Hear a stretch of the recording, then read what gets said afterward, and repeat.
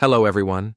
Today, we dive deep into one of the most controversial laws in recent U.S. political history, the Big Beautiful Bill, a piece of legislation that promises major tax cuts for the wealthy, but may well jeopardize the country's economic future. At the heart of this story is an unexpected clash between two giants of the modern era. On one side, Donald Trump, the law's biggest promoter. On the other, Elon Musk, the tech billionaire behind Tesla and SpaceX. What began as a lukewarm alliance quickly spiraled into a very public feud, one with implications that go far beyond personal grudges and into the future of American democracy. Elon Musk initially offered tentative support to the Trump administration.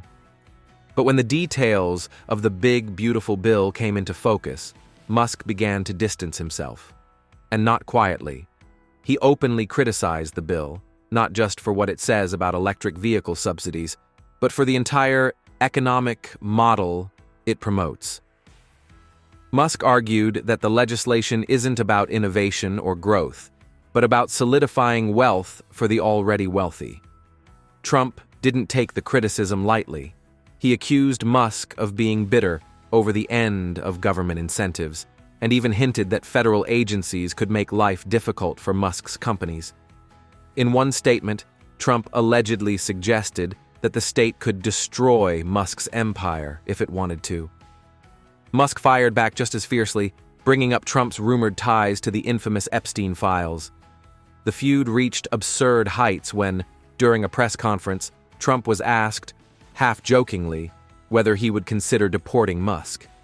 His response? "I'll think about it." Of course, Musk is a U.S. citizen. But in a political climate where criticism of power is treated like a crime, even the unthinkable starts to seem possible. This rhetoric isn't new. Trump has previously suggested that other American citizens critical of him should be investigated for their origins or potential ties to un-American activity. It's a dangerous narrative, one that implies citizenship is conditional, something that can be revoked based on political opinion. In essence, it normalizes the idea that disagreement with authority is grounds for punishment, and it sets a precedent that undermines the very foundation of democratic society. Now let's get back to the Big Beautiful Bill itself. The legislation passed through both the House and Senate by the slimmest of margins. And incredibly, several lawmakers admitted to voting on it without reading the full text. One congresswoman discovered after the vote that the bill included a provision to freeze all federal regulation of artificial intelligence for 10 years. Yes, 10 years of unchecked AI development, hidden in a tax reform package. If that doesn't raise alarm bells about the legislative process, nothing will. The New York Times described the bill as something no one loves, but everyone expects. It's less about sound policy and more about political victory. A box to check, a trophy to wave before re-election campaigns. But its contents have very real consequences. Here's the math. 60% of the bill's tax relief goes to the top 20% of earners.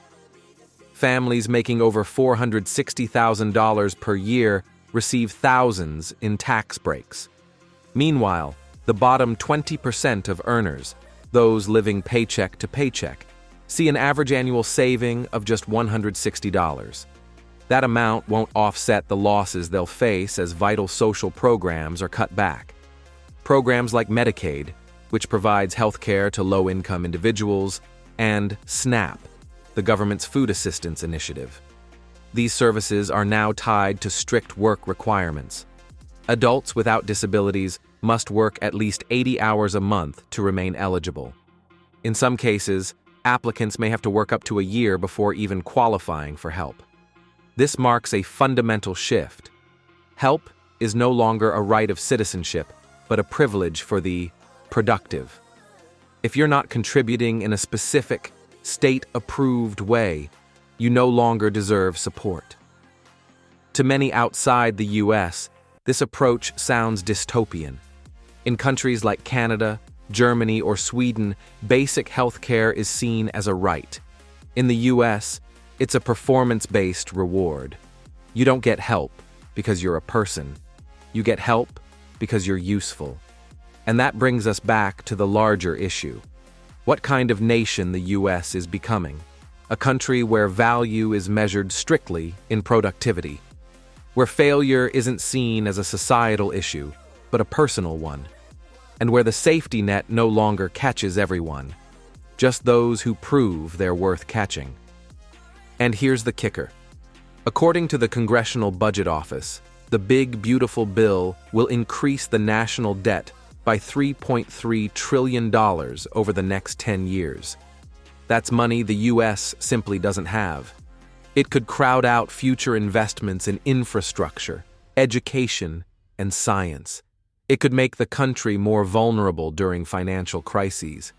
And yet, the bill's passage seems likely, because it delivers on a political promise. But at what cost? And who will bear the brunt? As always, it will be the least heard voices. Low-income workers, single parents, seniors, marginalized communities. Ironically, many of them voted for the very president pushing this legislation forward. While all this unfolds, US foreign policy is also shifting. Military aid to Ukraine is being suspended to preserve strategic stockpiles at home. In the Middle East, new negotiations attempt to reach a ceasefire in Gaza.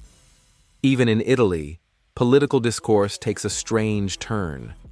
A proposal has emerged to place judges in prison for 15 days, allowing them to experience the justice system firsthand.